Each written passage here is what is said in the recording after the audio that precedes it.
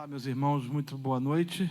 Quero convidá-los, por gentileza, a abrirem suas Bíblias comigo em Juízes, capítulo 14. Nós vamos ler do verso 1 ao verso de número 4. Juízes, capítulo 14. Nós vamos ler do primeiro versículo ao verso de número 4. Vou esperar os irmãos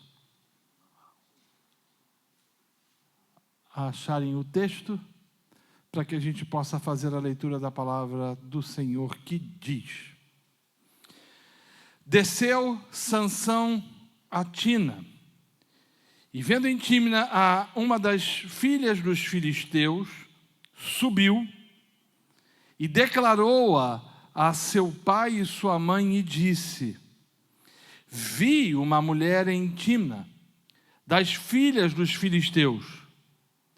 Tomai-ma, pois, por esposa.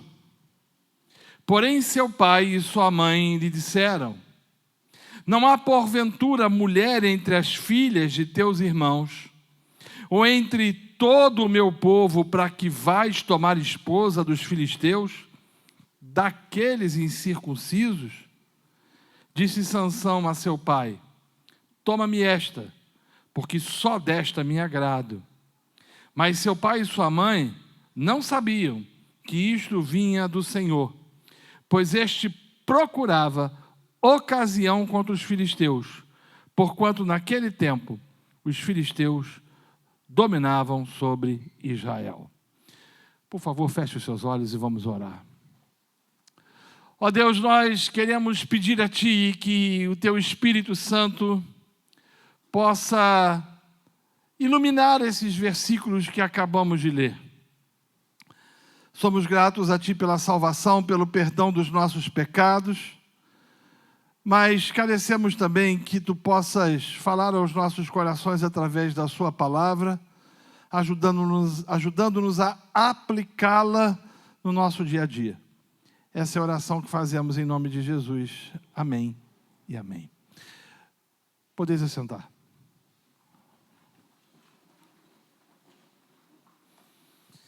Meus irmãos, a história de Sansão é famosa. Famosa por sua combinação explosiva, onde sexo, violência, morte e poder se fazem presentes. Permita-me repetir. A história de Sansão é famosa por sua combinação explosiva, onde sexo, violência, morte e poder se fazem presentes. Vale a pena lembrar que no período do seu nascimento, a situação de Israel era grave, visto que os filisteus eram maioria e ocupavam parte da terra do povo de Deus.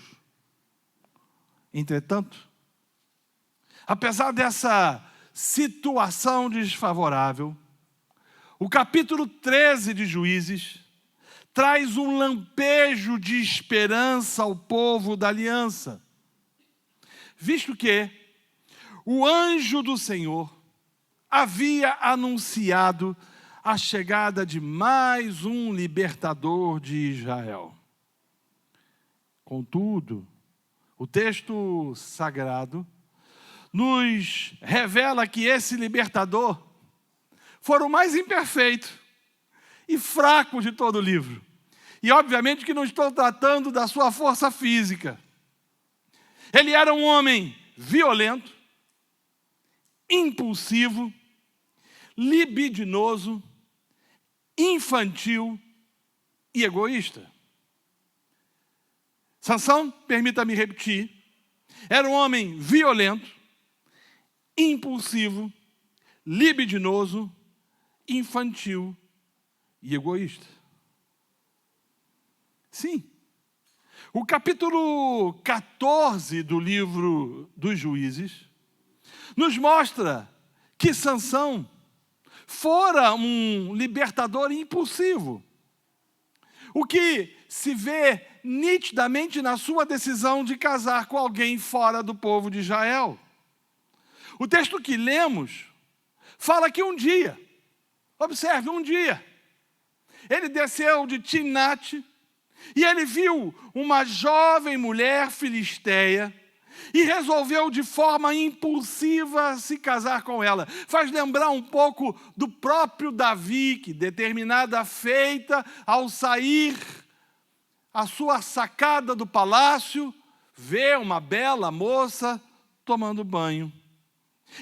Sansão, vê uma jovem mulher, bonita, e ele resolve, sem titubeios, casar com ela. E em virtude disso, da sua decisão, o relato bíblico nos mostra que ele comunicou a decisão aos seus pais. Interessante isso. Ele chega para os seus pais e fala: olha, eu vi uma mulher bonita, que agradou os meus olhos, e eu quero casar com elas. Você percebe nitidamente que ele não pergunta sequer a opinião dos seus pais. Imagine a angústia de seus pais ao descobrirem que aquele que deveria enfrentar os filisteus havia decidido se casar com uma filisteia. A resposta dos pais diante tão intempestiva decisão foi perguntá-lo o seguinte, e permita-me a paráfrase: será, meu filho, que não existe uma mulher crente? Será que não existe uma mulher em Israel que você possa casar? Por que você resolveu procurar alguém entre os incircuncisos? Agora, permita-me também abrir um parêntese para ressaltar que a questão da reprovação do casamento de Sansão por parte de seus pais não era uma questão social, ou mesmo uma questão racial, mas sim pelo fato de que, do ponto de vista da palavra de Deus, um casamento não poderia acontecer com alguém fora do povo da aliança. Mas o texto nos mostra que Sansão não quis saber de conversa.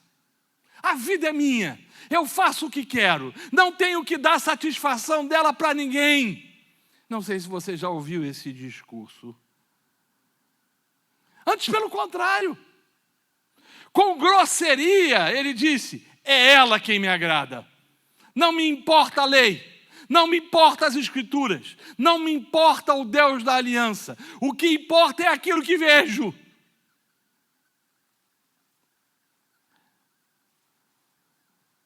Meus irmãos, antes de tratar especificamente do texto, julgo que seja necessário com que falemos também sobre a expressão: mas seu pai e sua mãe não sabiam que isso vinha do Senhor. Talvez você esteja a perguntar: mas como assim? O cara está casando ou quer casar com uma mulher de um povo incircunciso. O cara está quebrando pressupostos, princípios, conceitos, valores. E como é que isso vem do Senhor? Quer dizer, então, que o Senhor é quem estava por trás desse casamento desigual? Claro que não. Na verdade, esse verso significa que, apesar do desejo de Sansão ser pecaminoso, Deus o usou para seu propósito, que era trazer juízo sobre os filisteus. Em outras palavras, Deus, em sua soberania, usou o mal para cumprir o seu propósito eterno. Agora, o texto em si nos traz algumas lições que precisam ser observadas, se não vejamos.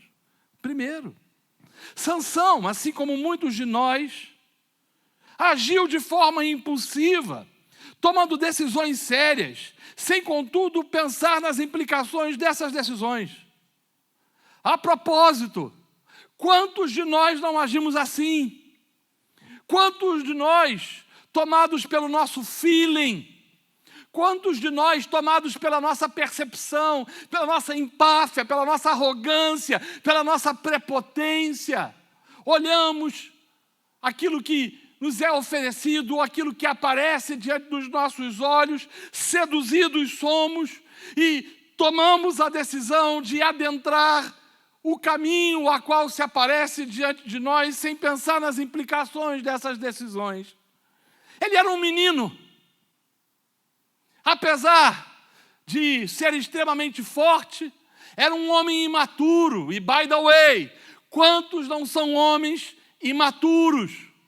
Quantos não são aqueles que dizem, eu senti, eu sinto, eu estou sentindo, eu estou achando, eu estou percebendo, e resolve tomar as mais severas decisões de forma intempestiva.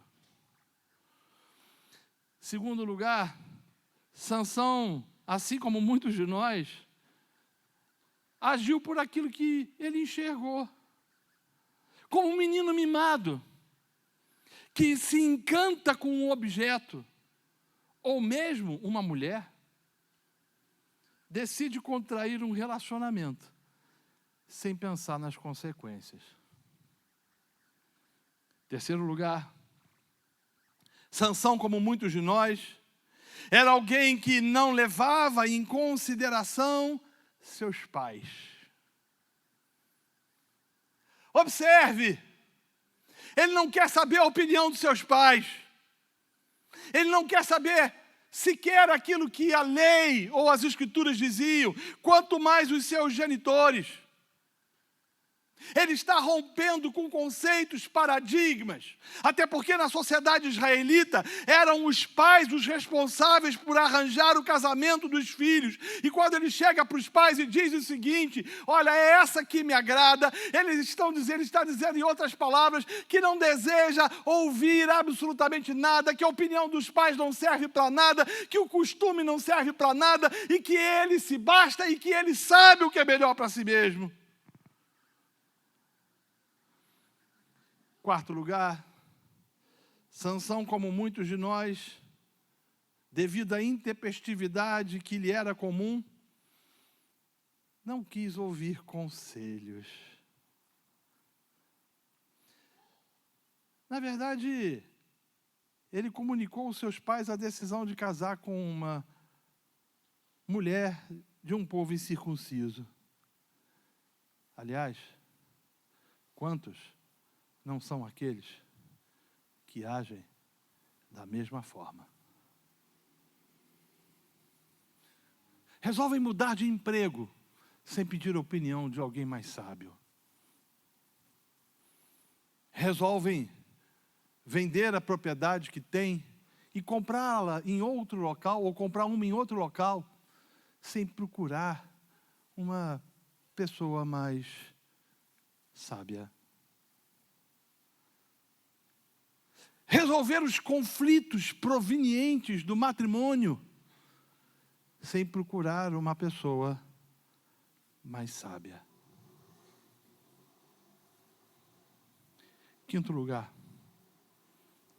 Sansão, como muitos de nós, não leva em consideração o que a palavra de Deus diz, visto que ele prefere seguir os seus impulsos ao obedecer às sagradas escrituras. Deixe-me falar um pouco sobre casamentos desiguais. Talvez você esteja perguntando por qual motivo Deus ordena aos crentes que não contraiam casamentos desiguais. Êxodo 34, 15 e 16, o texto orienta Israel a não fazer aliança com os habitantes da terra prometida. E o motivo dessa ordem era o fato de que essas uniões levariam os israelitas a se prostituírem com os seus deuses.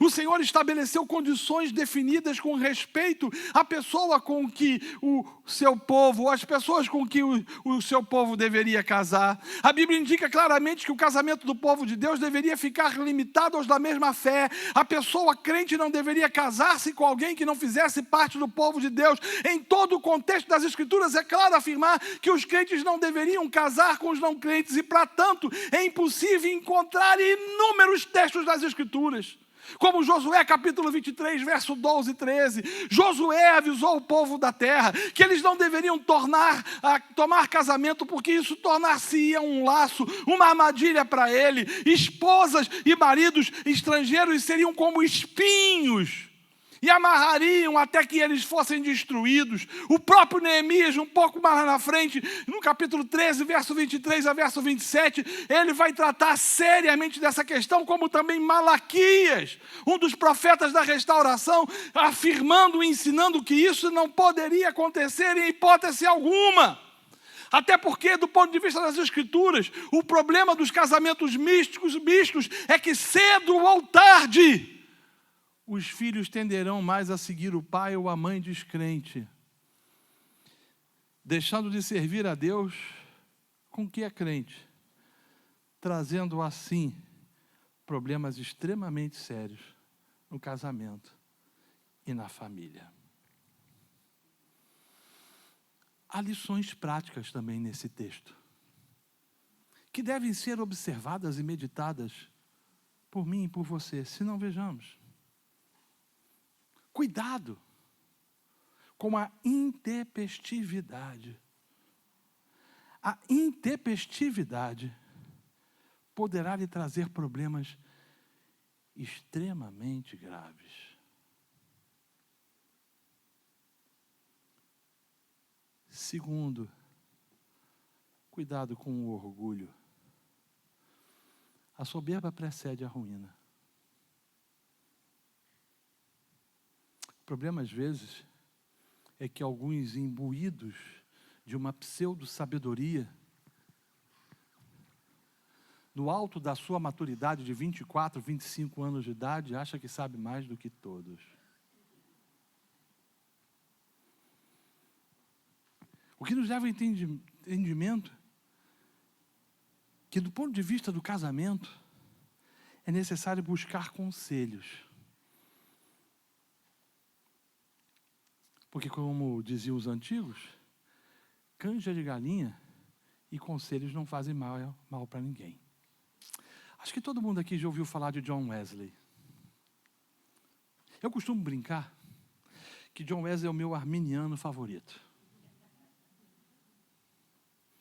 Sem sombra de dúvidas, o criador do metodismo foi um dos homens mais santos, mais probos, mais usados por Deus em todos os tempos. Comprometido com as Escrituras, um pregador apaixonado, evangelista ousado, um grande e abençoado homem de Deus. No entanto, John Wesley cometeu alguns equívocos emocionais. A história vai dizer que antes de ele casar com a senhora Vazielle, Wesley enamorou-se de duas moças. Na verdade, podemos afirmar que Wesley não foi muito bem sucedido nos domínios da sentimentalidade.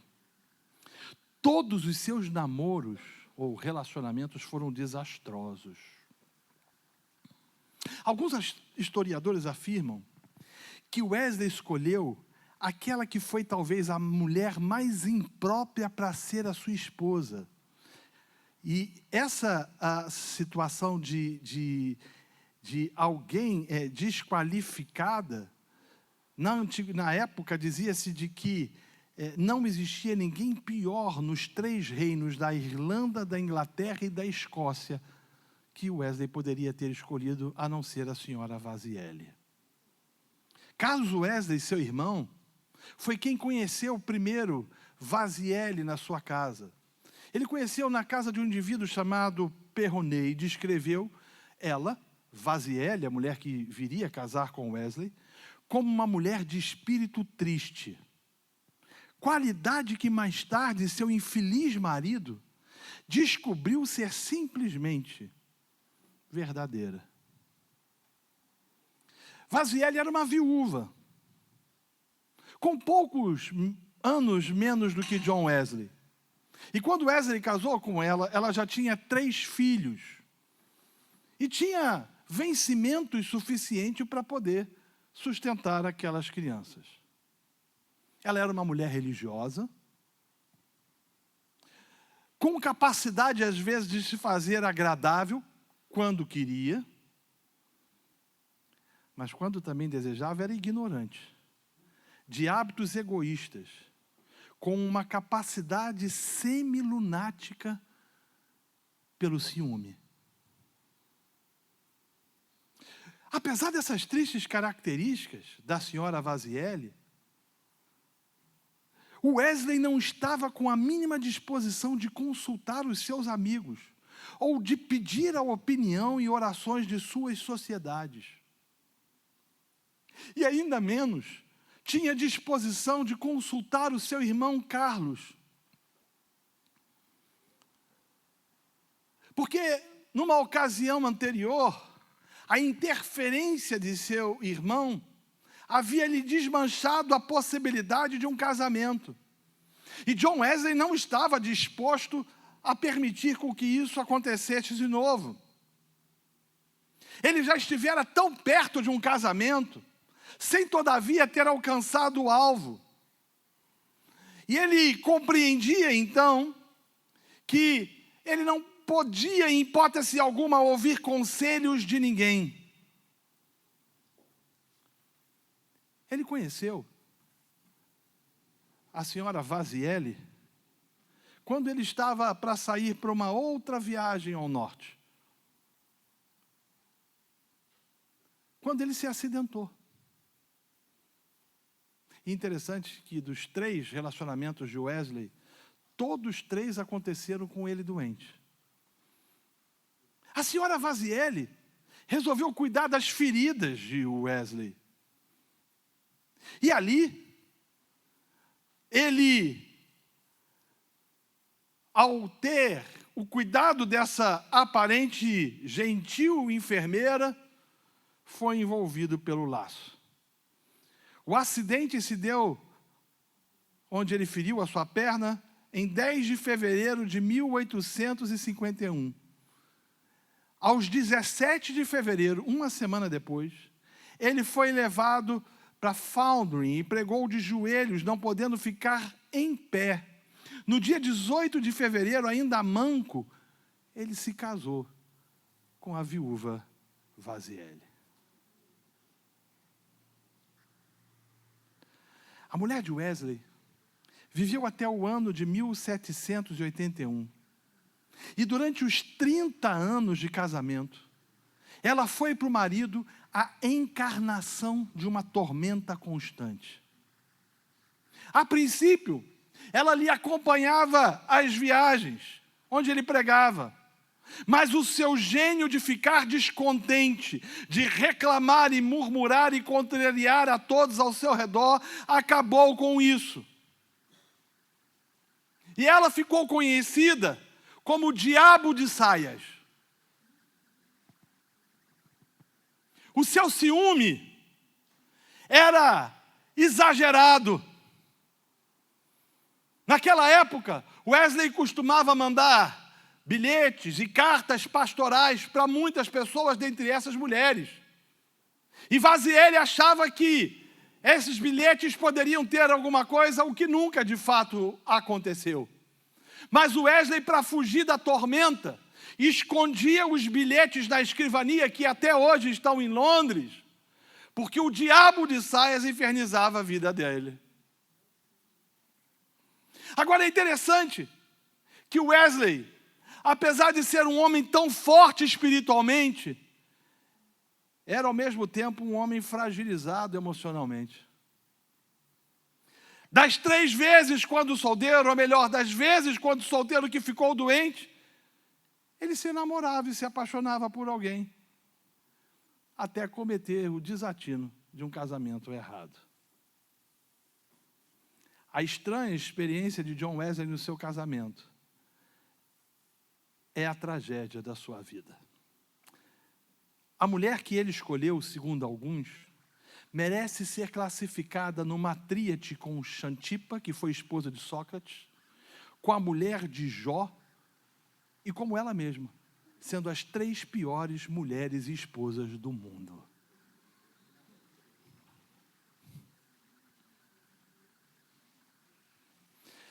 E aí talvez você esteja a perguntar: como pode um homem tão nobre e sábio fazer uma escolha tão infeliz? A resposta é: não ouviu conselhos.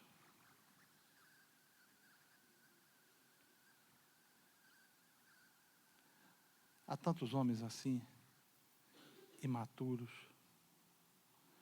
como Sansão, se deixam levar por aquilo que veem, por aquilo que enxergam, e são incapazes de ouvir conselhos.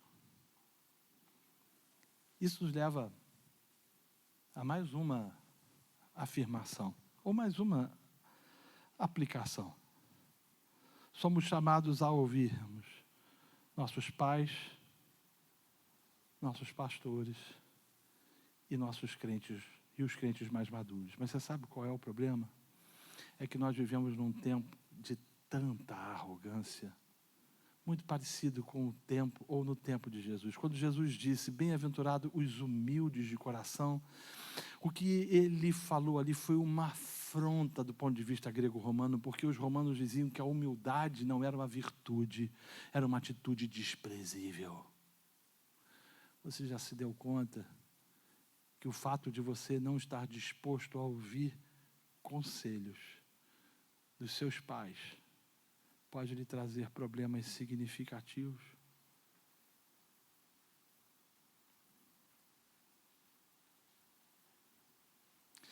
Você já se deu conta de que o fato de tomar decisões baseadas e fundamentadas no seu feeling pode levá-lo ou levá-la a encontrar as vazieles da vida? A coisa foi tão terrível que o Wesley não foi ao sepultamento da sua esposa.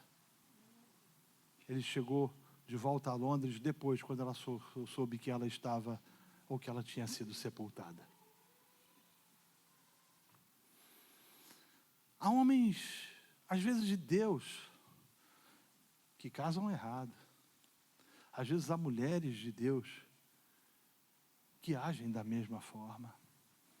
Tudo isso porque são precipitados em suas escolhas e em suas decisões. Em quarto e último lugar, e eu encerro, nós somos chamados a não somente meditar naquilo que a palavra de Deus tem a nos dizer, mas a obedecê-la. Lâmpada para os nossos pés é a sua palavra, e luz para os nossos caminhos. Somos chamados a ouvir aquilo que as Escrituras têm a dizer nos âmbitos mais distintos do dia a dia. Somos chamados a fazer das Escrituras a luz que ilumina os nossos corações. Somos chamados a deixar as Escrituras confrontar a nossa alma, porque às vezes nos tornamos como vazieles da vida, coração amargo, azedo. Já se deu conta que existem mulheres que agem como gotejar contínuo sobre uma vasilha em tempo de chuva, que reclamam e murmuram o tempo inteiro, falando do infeliz e do miserável do marido? Já se deu conta que existem indivíduos que não conseguem desenvolver a vida de forma saudável pelo fato inequívoco e inquestionável de que suas almas estão azedas?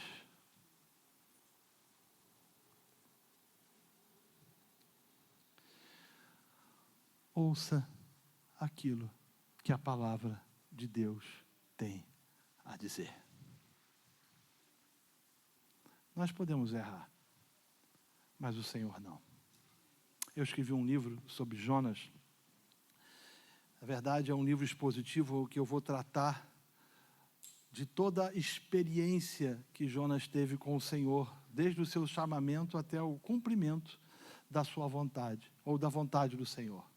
Mas é interessante que o Senhor chega para Jonas e diz: dispõe-te, vai-se à cidade de Nínive e diga a eles que se arrependam. E as Escrituras vão dizer que Jonas se dispôs, mas para fugir do Senhor. Na verdade, ele achava que o Senhor estava errado. Na verdade, ele queria que a sua vontade prevalecesse sobre o Senhor. E eu não sei se você já se deu conta, mas esse é o comportamento de muitos homens de Deus, assim como Sansão, que não estava disposto a ouvir os seus pais e nem tampouco ouvir aquilo que as Escrituras dizem ou têm a dizer, assim como o próprio John Wesley, que não estava disposto a ouvir o conselho do seu irmão e nem tampouco dos seus amigos, e que de forma intempestiva, com 7 ou 8 dias depois de ter se machucado, faz um casamento de 30 anos, que trouxe 30 anos de desconforto, de inferno para a sua vida e obviamente para a vida daquela mulher. Muitos de nós tomamos decisões erradas porque não estamos dispostos a ouvir. E você? Será que você tem deixado com que o Senhor fale no silêncio, por exemplo? Aliás, eu não sei se você já se deu conta, mas o silêncio, ele é perturbador. Não existe coisa mais perturbadora do que o silêncio, porque o silêncio fala. É no silêncio que nós somos confrontados pelo Espírito Santo em nossas incongruências, em nossas idiosincrasias, em nossas patologias. É no silêncio que nós percebemos as nossas vulnerabilidades, que nós percebemos as nossas intempestividades. É no silêncio que a gente descobre que precisamos, de forma efetiva, ouvir e obedecer à voz do Senhor. Amanhã pela manhã, se o Senhor permitir, eu continuo nesse texto, nos versos seguintes, tratando sobre as consequências da desobediência, do pecado de Sansão. Vamos ficar de pé e vamos orar.